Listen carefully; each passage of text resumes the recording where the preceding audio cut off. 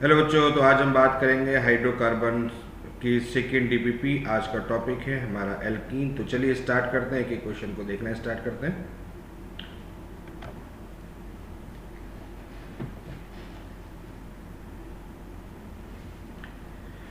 देखिए, आपके पास में एक एल्काइन कंपाउंड दिया हुआ है और इसका हाइड्रोजन के साथ में रिएक्शंस कर रहा है, यानी कि इसका मतलब है कि ये हाइड्रोजनेशन कर रहा है। हाइड्रोजनेशन का मतलब होता है, क्या होता है, that is called the addition of hydrogen. Addition of hydrogen. अब एडिशन ऑफ हाइड्रोजन के लिए यहाँ पर एक कंडीशन लिखी है, यहाँ पर पॉइज्ड पीडी दे रखा है। देखिए बेसिकली होता क्या है, इसको समझने की कोशिश करिए। पॉइज जैसे कि नॉर्मली अगर हम बात करते हैं तो अगर हमारे पास में कोई एल्कीन होता है और एल्कीन का अगर हम हाइड्रोजनेशन करते हैं तो वो एल्केन का फॉर्मेशन करता है, और एल्काइन के साथ में अगर हम हाइड्रोजनेशन करते हैं तो वो भी एल्केन का फॉर्मेशन करता है।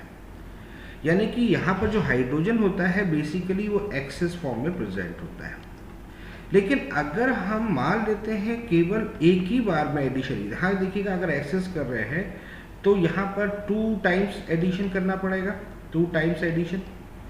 लेकिन अगर मुझे केवल 1 टाइम एडिशन की रिक्वायरमेंट है, 1 टाइम एडिशन की रिक्वायरमेंट है, या फिर मुझे एल्कीन की रिक्वायरमेंट है, तो फिर उस कंडीशन में मैं उसमें पॉइजन पीडी का यूज करूँगा। ठीक है। और यहाँ पर पॉइजन करने के लिए, यानी कि इसको पॉइजन करने के लिए आप इस जगह पर यूज कर सकते हैं BaSO4 यूज कर सकते हैं, या फिर यहाँ पर आप CaCO3 यूज कर सकते हैं। जब हम CaCO3 यूज करते हैं तो इसको हम बोलते हैं दैट इज कॉल्ड लिंडार कैटलिस्ट, इसका यूज करते हैं। तो बेसिकली पॉइजन कोई भी पीडी या निकल या कुछ भी अगर हमें यूज करना होगा तो उस कंडीशंस में हम 1 टाइम एडिशन करते हैं, और ऐसी कंडीशन जब हमारे पास में प्रेजेंट होती है तो यहाँ पर जो प्रोडक्ट बनता है that is called the cis product. ठीक है। अगर हम इसका यूज नहीं करते, पॉइजन नहीं करते, तो फिर ये एल्केन का फॉर्मेशन कर रहा होता है। तो चलिए क्वेश्चन की तरफ चलते हैं। तो क्वेश्चन हमारे पास में यही है। अब यहाँ पर हमारे पास में ट्रिपल बॉन्ड है। ट्रिपल बॉन्ड है यानी कि 1 टाइम एडिशन करेंगे हाइड्रोजन का, और जब 1 टाइम एडिशन हाइड्रोजन का करेंगे तो उस कंडीशन पे मैंने अभी आपसे कहा कि यहाँ पर जो प्रोडक्ट का फॉर्मेशन होता है वो कौन सा होता है, सिस प्रोडक्ट का फॉर्मेशन होता है। तो फोर्थ ऑप्शंस में आप चारों ऑप्शंस में देख सकते हैं, देखिएगा यहाँ पर जो प्रोडक्ट है वो ट्रांस है, यहाँ ये देखिएगा एल्कीन है, तो यहाँ पर क्या हो रहा है, बॉन्ड ही चेंज हो गया है। पोजीशन ऑफ बॉन्ड चेंज नहीं होना चाहिए, ठीक है, ये भी पॉसिबल नहीं है, ये भी पॉसिबल नहीं है। एल्केन का पॉसिबिलिटी नहीं होगा क्योंकि पॉइजन है, तो ये नहीं होगा। तो फाइनली जो प्रोडक्ट हमारे यहाँ पर बनेगा that is the cis product, यानी कि थर्ड ऑप्शन जो होगा ये हमारा करेक्ट होगा। हमारे पास में एक एल्काइन हाइड्रोकार्बन है और यहाँ पर हम यूज कर रहे हैं sodium in the presence of liquid ammonia. इस रिएक्शन की नाम के बारे में बात करें that is called the Witz reduction. Witz reductions में बेसिकली यूज होता है ammoniated electron, ammoniated electron use करते हैं। और ये जो अमोनिएटेड इलेक्ट्रॉन होता है ये बेसिकली रिडक्शन के लिए यूज होता है, यानी कि यहाँ पर रिडक्शन होगा।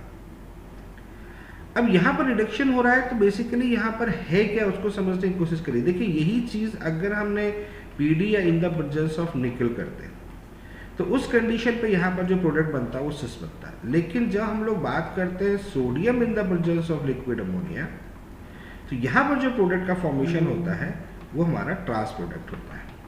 तो आप समझ गए हैं कि sodium in the presence of liquid ammonia के लिए हमें क्या देखना पड़ेगा, ट्रांस प्रोडक्ट देखना पड़ेगा, और हाइड्रोजन दोनों कार्बन एटम पर देखने पड़ेंगे, यानी ट्रिपल बॉन्ड डबल बॉन्ड में कन्वर्ट होगा। तो कौन सा ऑप्शन हमें यहाँ पर दिख रहा है, देखिएगा हमारे पास में फोर्थ ऑप्शन यहाँ के लिए इस प्रोडक्ट के लिए सही है। एक हमारे पास में एल्किल हैलाइड है और एल्किल हैलाइड के साथ में हमने यहाँ पर एल्कोहलिक KOH को हीट के साथ में यूज किया है।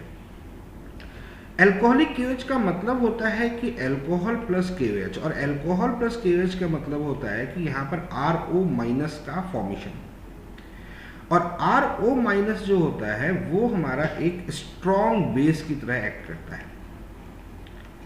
और स्ट्रॉन्ग बेस की तरह एक्ट अगर ये करेगा तो उस कंडीशंस पर ये बेसिकली डीहाइड्रोहेलोजिनेशन को फॉलो करेगा। डीहाइड्रोहेलोजिनेशन यानी डीहाइड्रोहेलोजिनेशन का मतलब है HX का रिमूवल। तो ये स्ट्रॉन्ग बेस जो है ये Cl को रिमूव कर रहा है और साथ में उसके नियरेस्ट कार्बन एटम पर जो हाइड्रोजन प्रेजेंट होगा उसको रिमूव करेगा। यानी कि बेसिकली अगर हम ये कहें कि यहाँ से H और यहाँ से Cl रिमूव होगा। क्लियर? तो HX का रिमूवल ही हमारा कहलाता है डीहाइड्रोहेलोजिनेशन।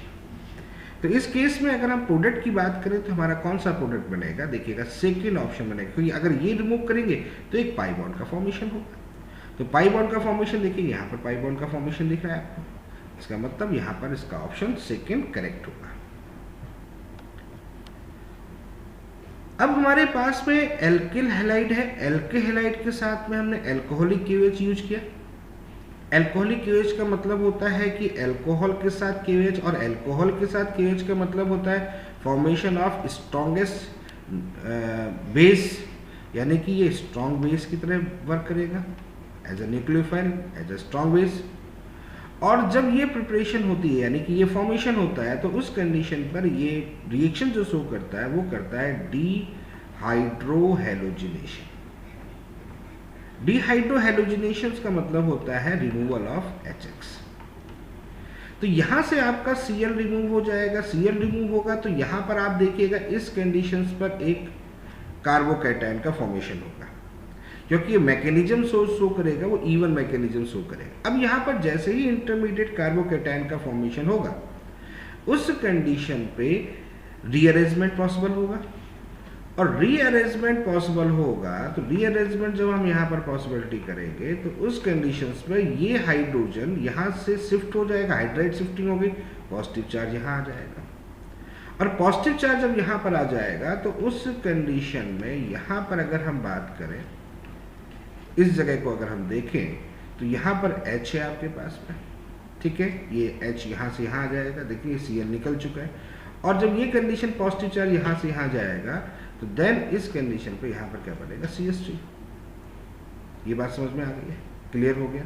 और जब ये पॉसिबिलिटीज यहाँ पर बनेगी, जब ये पॉसिबिलिटीज हमारे पास में यहाँ पर बनेगी तो यहाँ से क्या होगा? हाइड्रोजन रिमूव होगा उस कार्बन एटम पर जिस पर लेसर नंबर ऑफ हाइड्रोजन होंगे according to Saytzeff rule, Saytzeff product, Saytzeff rule. तो यहाँ से हाइड्रोजन रिमूव करेंगे तो देखिए इधर 3 हाइड्रोजन, इधर 3 हाइड्रोजन, बट इस पर 2 हाइड्रोजन है तो H यहाँ से रिमूव हो जाएगा। और फाइनली जो प्रोडक्ट का फॉर्मेशन होगा वो डबल बॉन्ड का फॉर्मेशन यहाँ पर होगा, यानी कि ये डबल बॉन्ड देन CH और देन CH2, ये फॉर्मेशन। तो चलिए प्रोडक्ट को चेक करना स्टार्ट करते हैं कि ये प्रोडक्ट हमें कहाँ मिल रहा है। ये प्रोडक्ट हमें देखिएगा फोर्थ ऑप्शन में मिल रहा है। अच्छा, ये फोर्थ और थर्ड ऑप्शन जो है ये दोनों सेम हो गए, ठीक है। तो थर्ड एंड फोर्थ क्लियर है, समझ में आ रहा है? दोनों यहाँ पर ये मिसप्रिंट है, तो कोई भी इसमें आप देख लीजिएगा। नेक्स्ट स्टेप में हम लोग यहाँ पर जिंक यूज कर रहे हैं, और यहाँ पर ये 2 हैलाइड फॉर्म है। इन 2 हैलाइड के कंपाउंड को हम लोग बोलते हैं विशनल डाइहैलाइड। विशनल डाइहैलाइड का मतलब होता है कि नियरेस्ट कार्बन एटम पर हाइड्रोजन ग्रुप का लगा हुआ है। हीट की रिक्वायरमेंट यहाँ पर पड़ती है, और जब भी हम जिंक का यूज करते हैं, जिंक डस्ट यहाँ पर लिखा हो सकता है, तो ये डी हैलोजिनेशन को शो करता है, और डीहैलोजिनेशन का मतलब होता है रिमूवल ऑफ X2।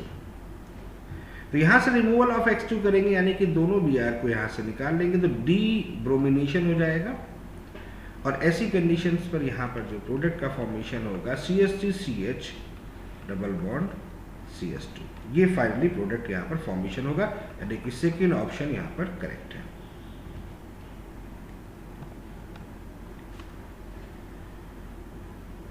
ये जो हैलोजन यहाँ पर कंपाउंड के अंदर दिख रहे हैं, ये प्रोडक्ट ये कौन सा हो गया? ये हो गया हमारे पास में विशनल डाइहैलाइड, और विशनल डाइहैलाइड के साथ में हम यूज कर रहे हैं जिंक डस्ट। जिंक डस्ट को हीट के साथ में रिक्वायरमेंट होती है।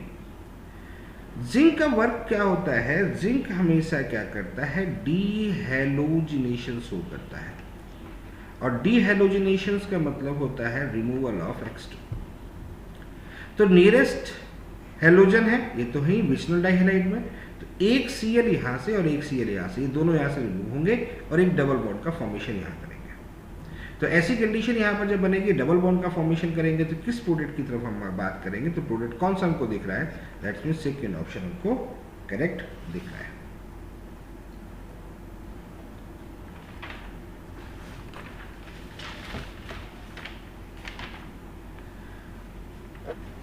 अल्कोहल की रिएक्शन कंसंट्रेट H2SO4 के साथ कर रहे हैं।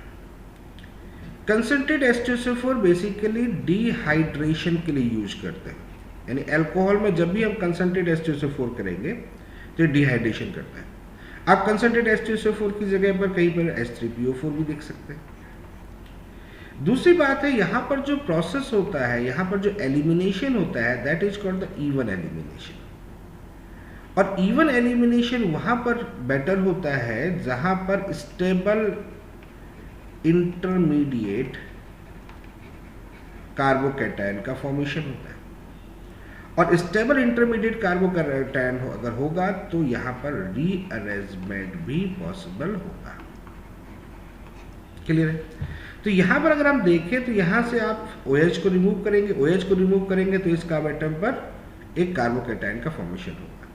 अब ये जो कार्बोकैटायन है ये टर्सरी कार्बोकैटायन है, यानी कि इसका मतलब है ये टर्सरी कार्बोकैटायन है। तो हाइड्रोजन की रिमूवल की बात करें तो हाइड्रोजन नेक्स्ट कार्बन एटम, जो भी नियरेस्ट कार्बन एटम होगा उससे निकलेगा। अब क्योंकि तीनों जगह पर CH3 ग्रुप लगे हुए हैं, तो आप किसी से भी हाइड्रोजन को रिमूव कर सकते हैं।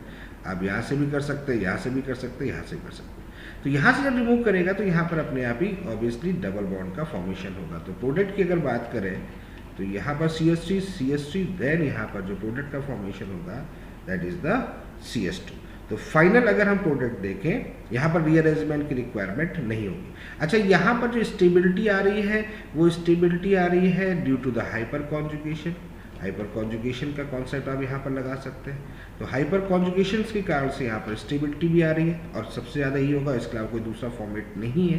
तो यहाँ पर एल्कीन का फॉर्मेशन होगा, और एल्कीन के फॉर्मेशन की अगर बात करें तो प्रोडक्ट की बात करें तो फोर्थ ऑप्शन हमारा करेक्ट है।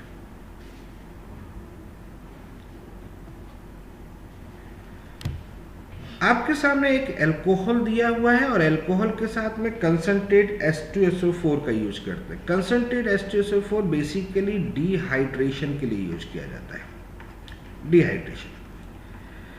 इसकी जगह पर आप H3PO4 का भी यूज कर सकते हैं। आपने देखा होगा कुछ जगह पर H3PO4 लगा है, यानी कि ये डिहाइड्रेशन करता है।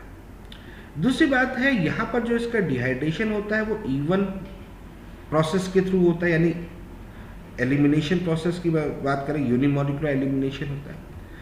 और इवन प्रोसेस में यहाँ पर इंटरमीडिएट जो होता है वो कार्बोकैटायन का फॉर्मेशन होता है, और इंटरमीडिएट कार्बोकैटायन का फॉर्मेशन अगर हो गया तो उस कंडीशन पे रीअरेंजमेंट पॉसिबल होता है। तो ये सारे कंडीशन इसमें होती है। क्लियर है? तो चलिए रिएक्टेंट की तरफ देखते हैं। तो आपने यहाँ से OH को रिमूव किया, तो रिमूव करेंगे तो ये कार्बोकैटायन यहाँ फॉर्मेशन होगा। अब इस कार्बोकैटायन के नियरेस्ट में आपके पास में बेंजीन रिंग लगी है, और जैसे ही यहाँ पर बेंजीन रिंग के नियरेस्ट में, यानी ये कार्ब एटम कौन सा हो गया, यहाँ पर आप फिनाइल कार्बोकैटायन की तरफ हो गया। और जैसे ही यहाँ पर कार्बोकैटायन आपने देखा तो इस जगह पर आपके दिमाग में एक बात आ गई कि मैं यहाँ पर रेजोनेंस कर सकता हूँ, और जैसे ही आपने रेजोनेंस किया तो इस जगह पर ये कार्बोकैटायन स्टेबिलिटी को रिप्रेजेंट करेगा, यानी कि स्टेबल कार्बोकैटायन का फॉर्मेशन होगा। स्टेबल कार्बोकैटायन का फॉर्मेशन होने के बाद में अब आपको क्या करना है, H निकालना है। H कहाँ से निकलेगा, इस कार्बोकैटायन के जस्ट नियरेस्ट। अब इधर तो H पॉसिबल है नहीं, तो जस्ट इसके अपोजिट जाना पड़ेगा। तो यहाँ पर H आपको मिल रहा है, और H आपको यहाँ मिल रहा है, तो डबल बॉन्ड का फॉर्मेशन यहाँ से होगा। इसका मतलब अब यहाँ पर जो प्रोडक्ट आप बनाएंगे PH then CH double bond then CH3, ये प्रोडक्ट यहाँ पर फॉर्म होगा। तो देख लेते हैं ये ऑप्शन कहाँ हमको दिख रहा है। देखिएगा ये ऑप्शन हमको सेकंड में दिख रहा है।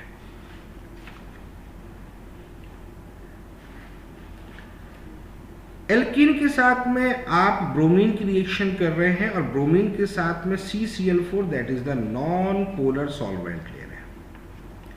अब नॉन पोलर सॉल्वेंट है तो इसका तो कोई ज़्यादा रोल है नहीं यहाँ पर। और ब्रोमीन अगर आपने लिया है अनसैचुरेटेड कंपाउंड के साथ में, इसका मतलब ये एडिशन रिएक्शंस को शो करेगा।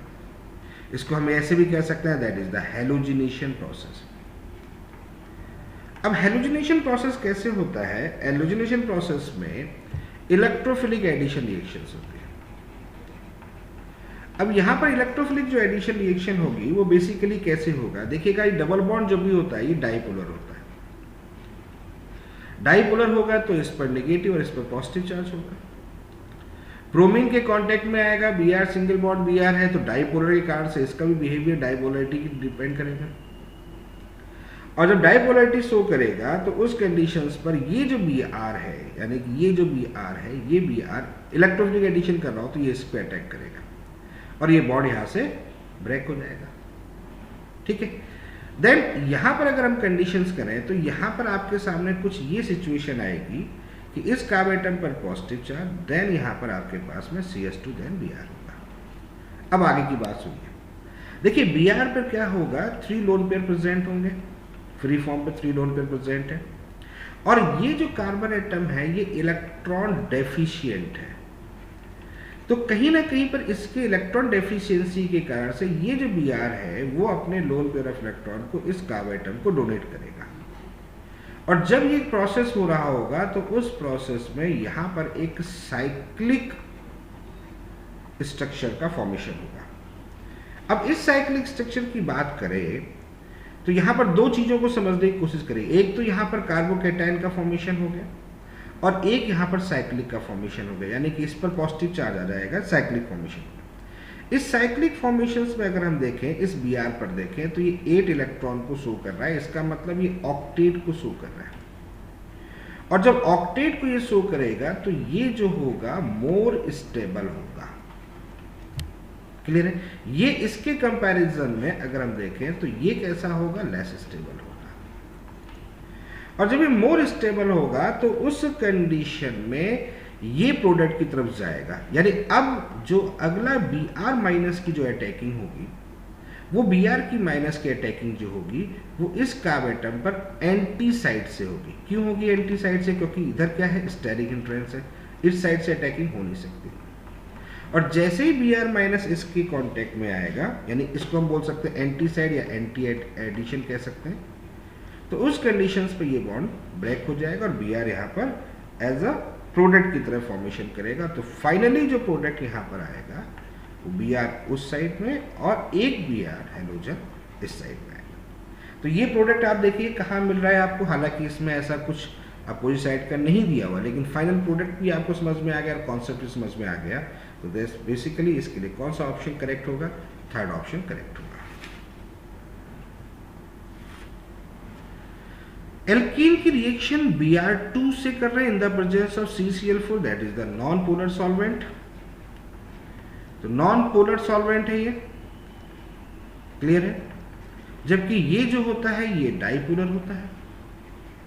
तो डाइपोलर के बिहेवियर के कारण से ब्रोमीन जो होगा यहाँ पर डाइपोलर बिहेवियर शो करेगा, और डाइपोलर शो करेगा तो इस कंडीशन में ये एडिशन रिएक्शन शो करेगा, that is the halogenation addition, halogenation addition reaction ये शो करेगा।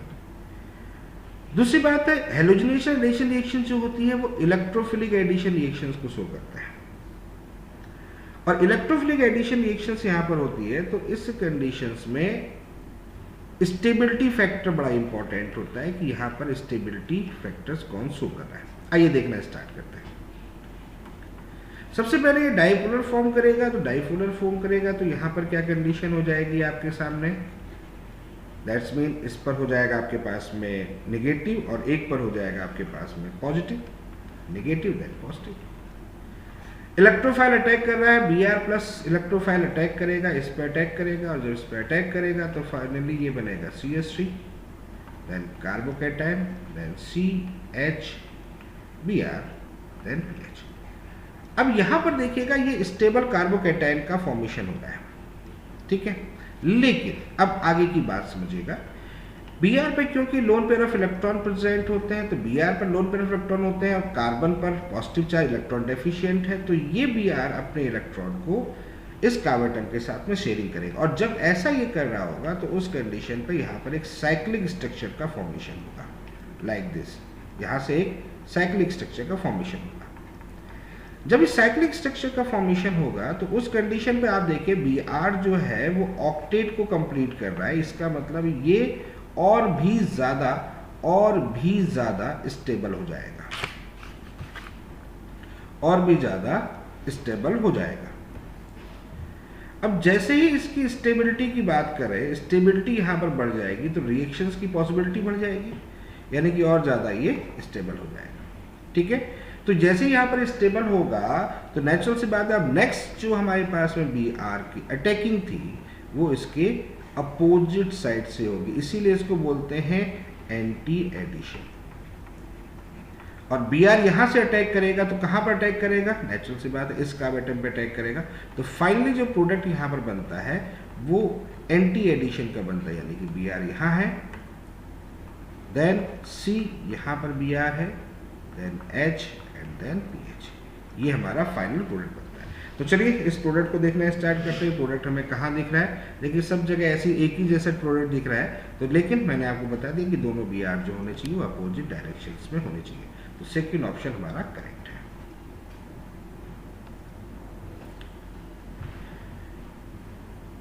आपके पास में एक एल्कीन है और एल्कीन की रिएक्शन हम लोग कर रहे हैं SBr से, यानी कि यहाँ पर एडिशन रिएक्शन हो रही है। SBr की एडिशन रिएक्शन होगी और SBr जब एडिशन रिएक्शन करता है तो ये मार्कोनिकॉफ रूल को एक्सप्लेन करता है। मार्कोनिकॉफ रूल कहता है कि negative part goes to which carbon atom having lesser number of hydrogen atom. ये मार्कोनिकॉफ करता है। ठीक है, तो यहां पर क्या होगा, पोलराइजेशन होगा। पोलराइजेशन होगा तो इस कंडीशन पे यहां पर पॉजिटिव और यहां नेगेटिव होगा। और यहां पर जो नेगेटिव, अगर इसकी बात करें तो ये क्या होगा, H plus add Br minus. तो Br माइनस जो होगा, पहले तो सबसे पहले कौन सा पड़ेगा, H प्लस अटैक करेगा, यानी इलेक्ट्रोफिलिक एडिशन कह सकते हैं इसको। तो सबसे पहले H प्लस अटैक करेगा और H प्लस अटैक करेगा फर्स्ट स्टेप में।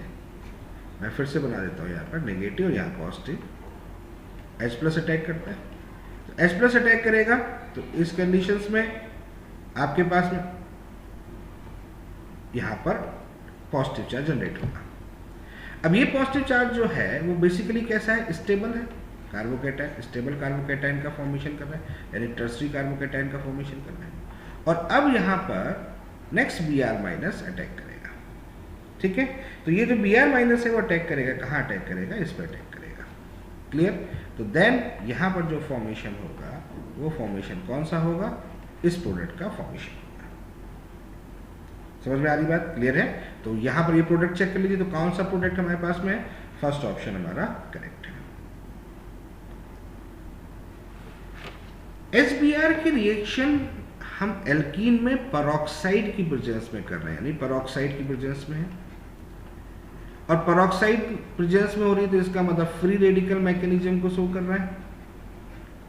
और फ्री रेडिकल मैकेनिज्म अगर हो रही है यहाँ पर, दूसरी बात है ये एंटी मार्कोनिकॉफ रूल को भी शो कर रहा है। यानी एंटी मार्कोनिकॉफ रूल सीधा कहता है, according to statement, negative part यानी Br माइनस या नेगेटिव पार्ट, इसको नेगेटिव पार्ट कहते हैं, negative part goes to which carbon atom, negative part goes to which carbon atom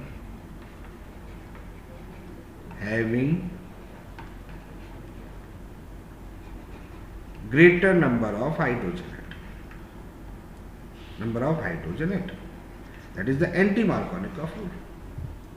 ठीक है, तो चलिए देखना स्टार्ट करते हैं। यहाँ पर फ्री रेडिकल मैकेनिज्म के थ्रू देखना स्टार्ट करते हैं। तो नेगेटिव पार्ट कौन सा हो गया, Br हो गया। तो Br कहाँ अटैक करेगा, दोनों में से चेक कर लीजिए, यहाँ पर 1 है, यहाँ पर 2 हाइड्रोजन है, तो नेचुरल सी बात है इसके साथ अटैक करेगा। तो फाइनली जो प्रोडक्ट हमारे पास में आएगा PS then CS2 then CS2 Br। ठीक है, क्लियर है। तो फाइनली आंसर हमारे पास में आएगा PS then CS2 then CS2 B R, यानी कि सेकेंड ऑप्शन हमारा करेक्ट है।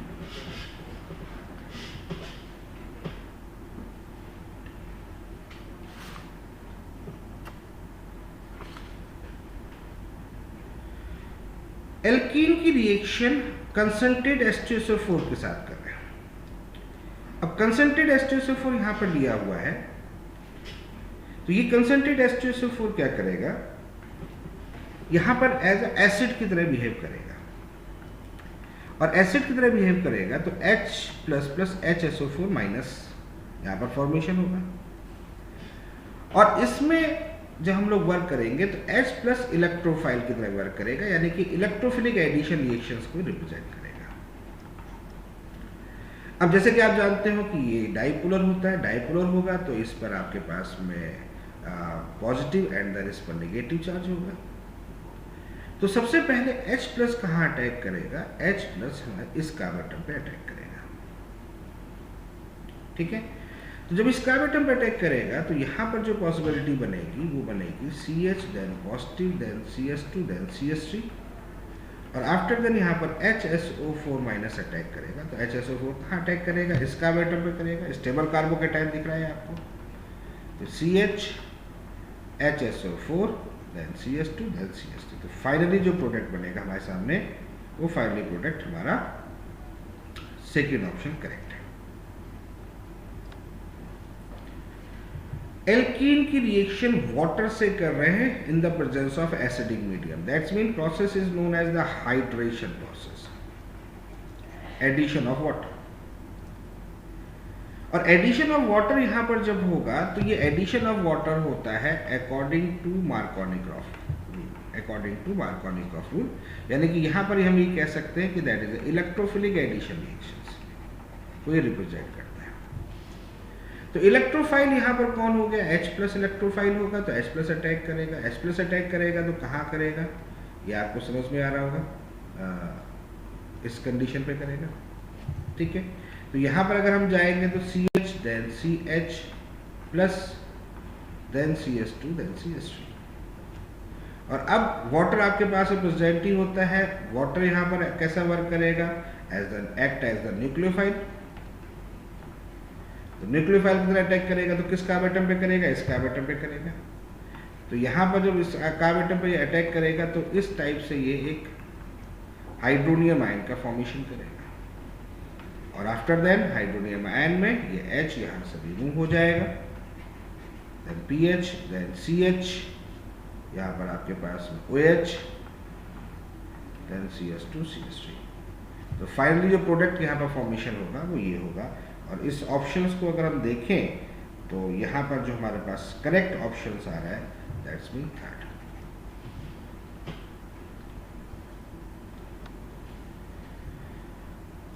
एल्कीन है KMnO4 in the presence of H plus ले रहे हैं।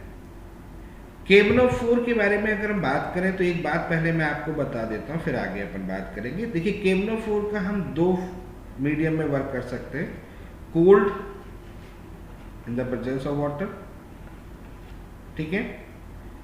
तो यहाँ पर जब हम लोग यूज करते हैं तो इसको हम लोग बोलते हैं that is the Baeyer reagent, और बेयर रीजियन जब हम लोग यूज करते हैं बोलते हैं तो बेसिकली इसका यूज होता है टेस्ट ऑफ अनसैचुरेशन, अनसैचुरेशन। और टेस्ट ऑफ अनसैचुरेशन का मतलब क्या होता है, टेस्ट ऑफ अनसैचुरेशन का मतलब होता है कि जो ये बेयर रीजन यानी KMnO4 जो होता है ये अपना कलर से कलरलेस हो जाता है, ये कंडीशन है। सेकेंड जब हम लोग KMnO4 का यूज करते हैं, KMnO4 का यूज करते हैं in the presence of H plus, तो उस कंडीशंस पर ये KMnO4 act as a oxidising agent,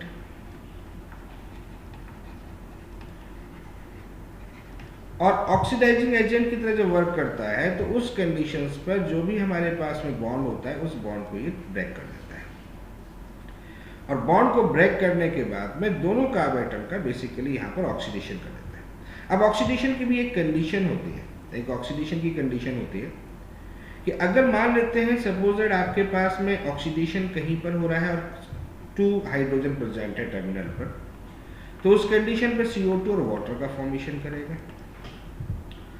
अगर मान लेते हैं सपोज दैट यहाँ पर CH कंडीशन है और साथ में कोई ग्रुप लगा हुआ है, तो उस जगह पर जब ये ऑक्सीडेशन करेगा तो उस कंडीशंस पर ये एसिड का फॉर्मेशन करेगा।